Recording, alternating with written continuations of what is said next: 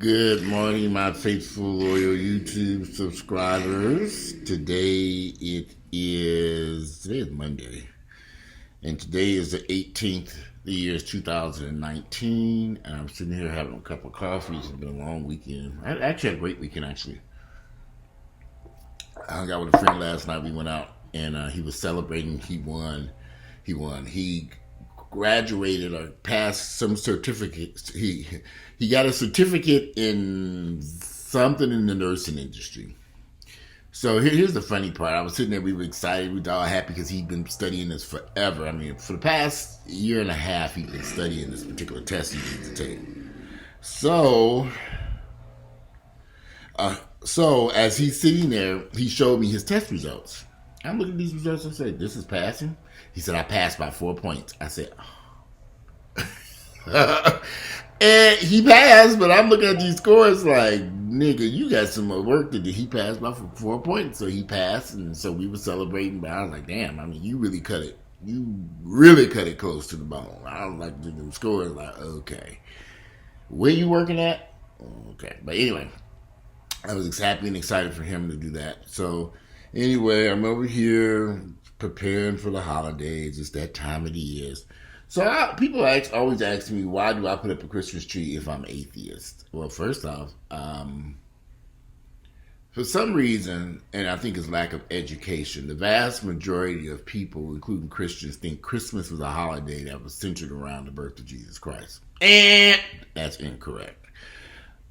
A lot of people don't read and do research. They don't have knowledge. They don't gain knowledge. I have known since I was a little bitty kid that Christmas had nothing to do with the birth of Jesus Christ, that it was a pagan holiday that celebrated for centuries before Jesus Christ was even heard of. Centuries. It was a pagan holiday that people have celebrated for many reasons, but in the last few centuries, last few centuries, Christians have adopted Christmas holiday as part of their religious beliefs. So let's get that out there. So those of you, and I know there's a lot of y'all gonna argue it's because y'all dumb as hell, you're ignorant, you don't read shit but that motherfucking fucked up ass Bible. You don't get up, and then the Bible don't say shit about Christmas either. But you don't read anything to gain knowledge about the religion that grandma slapped into you at birth. Literally, that's what happened. Your grandmother slapped that shit into your ass when you were born. And your mama just reinforced it, and your daddy reinforced it. Good thing I didn't have a father that was a Christian. Thank the Lord, because I'd been really messed up. But I had a crazy ass mother who was a crazy Christian. But anyway, the Christian holiday don't have, in the Christmas holiday don't have, really, it's been adopted by Christians. So yes, I put up a tree and I celebrate the Christmas holiday, a pagan holiday that the Romans celebrated from many, many years ago. Sue me. And besides, I like the pretty decorations. I love the music, the holiday music. I love this time of the year. I love decorating, and I brought a tree and I'm gonna put it up. Yeah, if y'all don't like it, if you don't, if it bothers you, I don't give a fuck. God forgive me, this phone. They put a new app on here, and I'm trying to figure out how to turn the sign of this thing.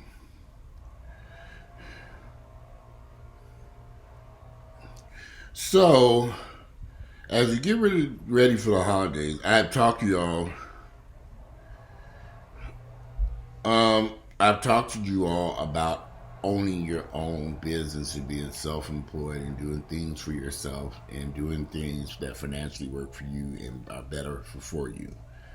And so many of you all have reached out to me as you try to figure out, well, the reason why I'm bringing this up, I went to, and I'm going to post these pictures, I went to a donut shop over the weekend called Five Daughters in Ponce. I heard about it, so let me go check out these donuts. They're $5 donuts. At $5 a donut. They're these big donuts. I'm going to show you some pictures of them. And I went and picked up some, I wanted to check out the spot, little small place. I mean, they obviously don't make the donuts on site there. They couldn't because there's just no room for it. So they must be made off-site. And they have 2 or 3 locations here in Atlanta. I think it's just 2 locations. But they have a total of 5 locations between Tennessee and Georgia. And it's owned by some white women. $5 donuts, that's some expensive upscale donuts. But I got there, was a line of people, and they sell out their donuts every day. The donuts are delicious. $5 is an extreme price for a donut. You can get you can get a dozen at Kroger. You can get 2 dozen at Kroger's for $5. So I said, let me just try this on day. I tried that salted caramel donut. Oh my God. I took one bite and said, oh, this is a. I had to look around. Like birds was chirping. I saw angels fly by. I said, what in that salted caramel at Five Donuts? It's stuffed with some type of cream and oh my God, it was so delicious. So you have a business that some women started making donuts in their home,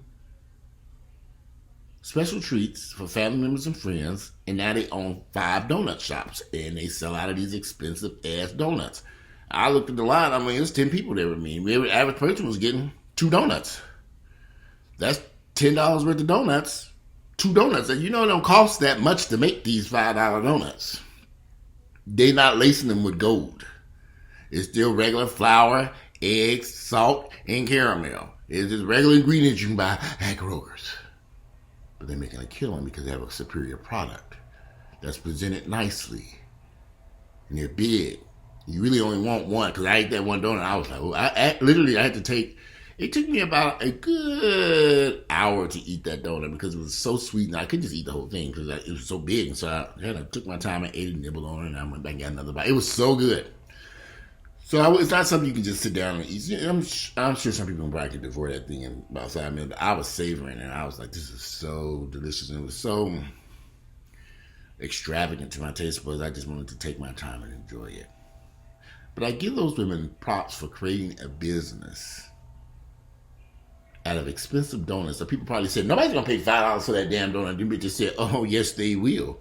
Watch. We're going to sell these donuts. And I like people who think like that, who think outside the box.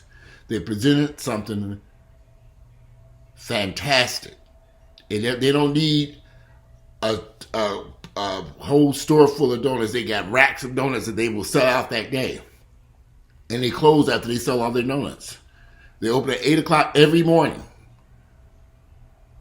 And if the donuts are gone by 12 noon, they out of there. They're open from 8 to 7, so most likely they probably sell out. And when I was there around 2 or 3 o'clock, 2 o'clock in the afternoon, the donuts, I came to look for specific donuts, those were gone. And I was moving too fast. They had one donut left for a particular one. And I said, oh, do you have any more than that? She said, that was the last one. I said, dang it. She said, I told you to get it. I said, yeah, I'll get it next time. So the donuts, I did get 4 donuts, and that was 20 donuts. And the reason why I got 4 donuts was being greedy. And I just wanted to taste the donuts to see what all the hype was about. So far, I've eaten 2. I have the other 2 in the kitchen.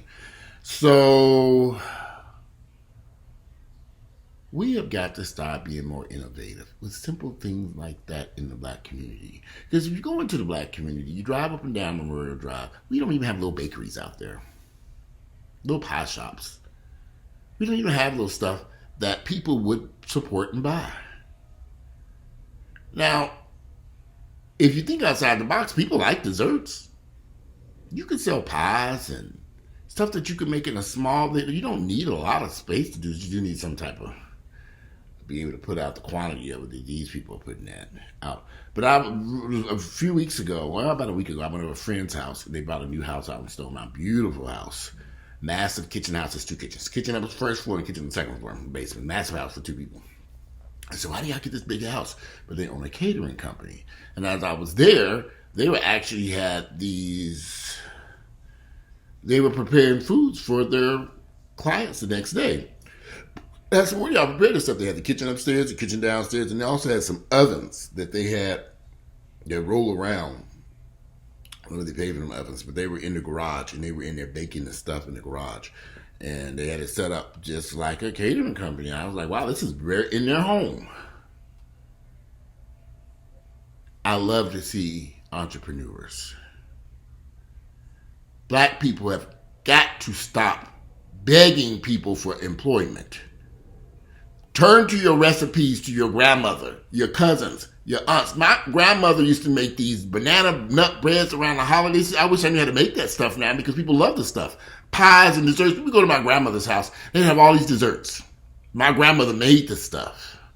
Pies, cakes, cookies, all this stuff could be sold today, marketed and sold nationwide. And people would buy it because it was so damn good. And you can't find. My grandmother would also do preserves, jellies, all types of jellies and she would also put the vegetables. You know how you do the pickles and stuff, the pickled vegetables and stuff like that. So my grandmother had all this stuff in her home that she would sit there and make, and she made these big pans and the jars, the mason jars, and we'd be helping her with all this stuff. Most of the stuff was fresh fruits and vegetables, organic as they call it today. She came from my grandmother's garden. This stuff could be sold today. When I look at black people in the financial situations they're in today, it is their fault. Because there are opportunities all around you in your own damn kitchen. A few years back, there was a lady here in Atlanta. She was selling cherry pies. She was making and manufacturing cherry pies in her kitchen. The county came and shut her down and said, you cannot do this in the kitchen. Well, the state legislature said, you were goddamn lie. This is a black woman. They changed the law that you can manufacture these goods in your kitchen in Georgia and sell them just for her. But anybody can do this. So you don't need to check into your laws. You can manufacture a small quantity of stuff in your home and sell it. She was just selling these pies that people loved. And they were apple turnovers or cherry turnovers. And the county said you can't do this in the house. They said the state legislature said, yeah, you can do this in your home, in your kitchen, if you meet certain qualifications. I'm not sure what they were, what the rules are, because this is a few years back. But this is how she was supporting her grandchildren, because she was taking care of, was selling these apple and cherry turnovers that she still is selling today. Oh, I don't know. She's probably moved to a larger facility. Because I've known people who started off selling all kinds of stuff in their own home, pies and cakes, cookies, everything. Now they have their own facility where they professional storefront place where they manufacture and sell. Many of these places are not that big, y'all. It's just a kitchen and a counter to serve this stuff, to sell this stuff. They don't even have chairs to sit down and take it and go. They don't have the room, but they sell it. There's an opportunity there. I have another friend of mine. He does cakes and cupcakes and cookies. He sells that stuff, and I get his cakes every holiday season. People say, "Oh, where do you get?" He does pound cakes, and every year I get his pound cakes for the holiday season. Everybody says, "Where did you get these cakes?" I'm telling them it's Ryan's Cakes, and they say, "Well, give me his phone number. He'll deliver them to your house." There are opportunities out there. That's all I'm saying. Some of you all have been led to believe that the only way you're going to get an income is by filling out a job application and sending out a resume. I look at my nephews and I can't talk to them the way I want to talk to them because they don't want to listen to me. But I've been self-employed my entire life. One of the reasons why I've been self-employed is because I'm a convicted felon. So that I couldn't run into these places and get the type of jobs they were offering. I've been offered jobs, and a lot of people have looked past my conviction and said, "You can work here." I don't want to work there any goddamn way. Please. I've been offered some jobs. Most convicted felons couldn't get through the door. They begged me, and I said, "No, thank you. I've got something else to do." Only because I just like doing my own thing. I work from home, and I enjoy the comfort of being my own schedule. Like today is Monday, I got to go to the dry cleanings. I got a bunch of stuff I'm trying to do. If I was working a 9 to 5 like Earl, he can't do the stuff I want to. He's calling me, pick this up and pick this out. I'm like, okay, you did this yesterday, nigga. But he working 2 jobs. Why is Earl working 2 jobs? I don't know. That's just his decision. He wants to work 2 jobs. He said, just give him something to do. I said, yeah, instead of sitting over here fussing and fighting arguments, so carry your ass to work. I'll be like, you going to work today? Don't that second job need your ass over there? Get your ass over there to go to work. And niggas say they want to work, let them work. If they want to work 2 and 3 jobs, let them. Shit, goddamn, I ain't even got one. I do my own thing over here. But you want 2 of them, go get the third? Go do it. Shit, I don't give a fuck.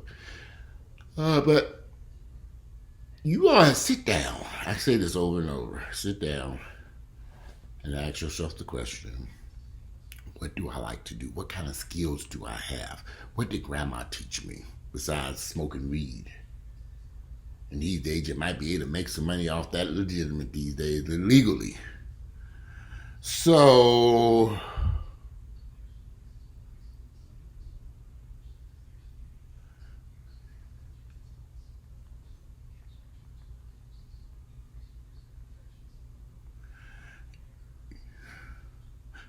hold on. Excuse me. So, anyway,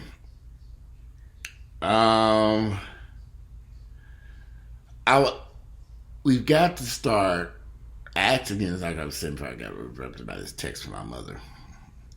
sit down and ask yourself, what do I like to do? What do I love to do? What skills do I have? What do I know how to do? And can I make money off of this? Can I make money? Because there's so many things, crafts, artwork, art. This artist that's hanging on my wall bought these expensive pictures. That man's rich now. Well-known artist. He wasn't like that when I brought these pictures, though. He had to start someplace. He used to sell his pictures on the side of the road. I would see him. Then eventually he moved to festivals, and then he got his own art gallery. And this man has come a long way in the 20 years. These pictures behind me are over 20 plus years old. And I have all his artwork around here. And I know it's worth some money.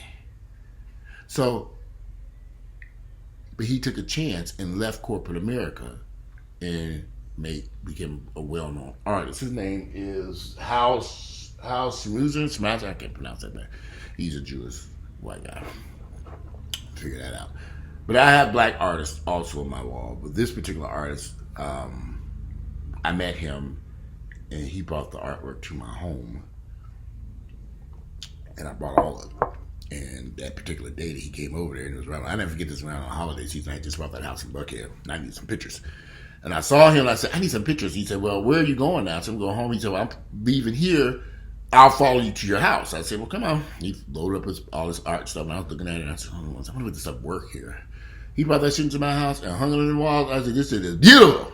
And I had some friends that said, oh, Walter, this is gorgeous stuff. Get all of it. I said, all of it? They said, buy every last one of it. I sat down on that couch and negotiated with them. It was right before the holidays, and I was like, well, what are we going to do? Because I really want them all. And we sat there and we talked. And I brought them. So, I can't afford this stuff no more because I went back over and tried that shit. He was like, buddy, this is $500, this is $1,000, this is $1,500. I said, woo, Lord, what happened? White folks found his ass. That's what happened. But he's a well-known artist. I'll give him his props. His pictures are worth it. I've seen some of his stuff sell for $10,000 a picture. I said, God damn, sold. I went to that gallery and I was looking around like, oh my gosh, his stuff has really took off. And what I paid for it back in the day, 20 plus years ago. So think about what you like to do. What opportunities they have for you. Think about the things that you like to do and what opportunities are out there for you to do it. And what you enjoy doing. Like this artist, he loved doing his artwork. He just sits there and make pictures all day. He's making a damn killing. He built this expensive ass house. I said, well, he's making the money. He's making the money. I don't know what it costs him to make this artwork. I can assume. I can make some assumptions. It's just pictures with paint on it. But he's made himself a well-known name now. So, that's what people have asked me about this artist, and I've told some people about him. They go over and say, "Well, that shit is high." I say, "Yeah, it is." So, but I can't knock him on his prices because he sells his stuff, and this stuff is beautiful. So, but there are so many of you who have the skills and the gifts to do so. I've made my own pictures. I wish I had the time to continue to do that because I can be making. And I have to y'all lean so close to running a production run on some pictures because I made some pictures for a house before, and I made that particular house in Buckhead. I needed more artwork, so I made the stuff myself, and people were just like, "Where'd you get this from?" I said, I made it. So I know I have but it was very time consuming to make those pictures. I think it took me about a week or two of working every day, painting, figuring this stuff out, and it took some work. But I was able to get some very nice pictures that are still hanging in the two homes that we sold. One house we sold in Atlantic Station, I wanted all the artwork. I said, this stuff I made, she said, I want it. And I kept to let her keep that. In the house in Buckhead, when we sold that house, they also kept that artwork, and it was all artwork that I made. So it's interesting just to see how people ask yourself, what gifts do you have? What can you do? And what can you do to earn a living that you would enjoy? You're not going to be profitable for you. And don't get all caught up as black folks always try to market a business towards black folks. There are blacks, Asians, Koreans. I saw something on Facebook that blew me away. Somebody had tacos made of chitlins, pork feet, pork belly. What it was all this? It was all the stuff that we eat as black folks. I eat chitlins, but they made them into tacos and was selling them. I'm like, there's some restaurant in St. Louis, I think it's called Pancho's or something, chitlin tacos. And they said people go buy that stuff. I mean, chitlins, I'm sure people aren't eating chitlin tacos every day, but I'm sure they sell quite a bit of that stuff because people do enjoy that type, especially this time of the year. But you would be surprised. It may sound weird, chitlins taco. It was chitlins, and I wish I could look that post up because it caught my eye. I said, wow, this is really unique and different. They had the little limes and different stuff that they were putting on these particular soft shell tacos that you roll up and eat, and just chitlins rolled in. But it looked really good, and the little cheese, it looked very tasty. And I asked the guy who posted me, is this good? He said, man, it is delicious. I said, I can imagine it is if you enjoy that type of stuff. You ain't into chitlins, it ain't for you. But I eat chitlins. I wouldn't mind having a unique gourmet chitlin taco. Something different. So people need to start thinking outside the box. Asking yourself, what can you do? Sit down and come up with an idea and run with it. Just constantly going around seeking employment, begging people for work, and you're not making no money at these jobs. The opportunities are very limited at these places where you work at. Everything is just very limited. All these people flocking to Atlanta and thinking they're gonna find streets to go. I don't know what they think they're gonna find here in Atlanta. They get here and they scuffling, working at a warehouse, driving a forklift, but they have skills to do other stuff. Believe in yourself and do something that works for you financially that will help you get ahead versus working for somebody else helping them get ahead. When you ain't got no health insurance, you ain't making no money, you can't take care of them kids, you got child support payments. I listen to these horror stories and I say, well, you need to get the fuck about that damn warehouse because you ain't making no money. You got to come up with something else. That's how I give my props to these brothers and sisters out here who drive trucks and do all kinds of stuff for a living. They took a chance about their own trucking company. I have a friend who started a trucking company a year or two ago. He's still successfully going. I have a lot of friends who do all kinds of stuff. They own it themselves. They're their own bosses. And you all have got to start thinking like that as you go into the holiday season. It's a prime opportunity this time of year where people spend money on all kinds of stuff. All kinds of stuff. But anyway, that's what I just wanted to talk about today. Today is Monday. I got to run a picture of the dry clean. I had some clothes altered, so I see and they still fit my ass. Today is Monday. It is November the 18th. The year is 2019. I look forward to reading y'all's comments. I'm going to do some more videos later today. Today I'm kind of off day for me. Don't really run up here and grab this dry cleaning because they stay waiting on me. Anyway, I'm out of here. Enjoy your day, and I'll see you all in a little while.